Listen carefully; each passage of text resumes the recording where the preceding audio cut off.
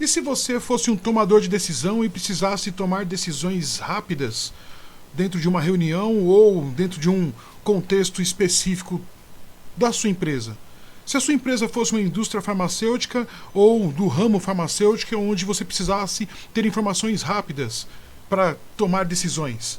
Vamos supor que você tem um domínio de negócio, isso é uma suposição, que fosse Covid. E aí você tivesse que tomar uma decisão tipo, quais são os maiores números de casos de morte para o contexto Covid? Foi o que eu escrevi aqui, ó. Quais são os maiores números de casos de morte? E aí a inteligência artificial pudesse entrar nos seus dados, trabalhar a informação e trazer para você, em tempo real, as informações cruciais. Só que aí ele pegou e falou assim, ó, ele pegou a chave de localização. Interessante. Como que eu faço para ter um gráfico disso aqui? Porque para mim, eu prefiro que desenhe. O desenho, para mim, me deixa mais confortável.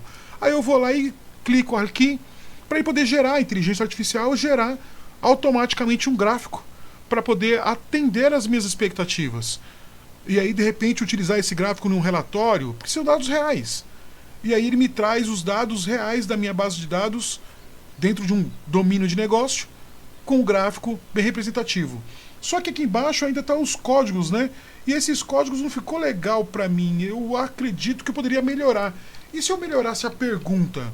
Eu vou lá e melhoro a pergunta falando assim, quais são os 10 maiores números de casos de morte por região? Porque ele me trouxe os códigos da região, então eu quero os códigos da localidade, então eu quero que ele me converta esses códigos em nomes. E aí ele me trouxe aqui, ó, por região. Maravilha. Inclusive encontrou um nulo aqui que identifica que meus dados não estão 100% limpos. Mas ele me trouxe. Maravilha. Só que eu não gostaria de um gráfico de barra. Eu queria um gráfico de pizza. E aí eu pergunto para ele, monte para mim um gráfico de pizza com os 10 maiores números de casos de morte por região.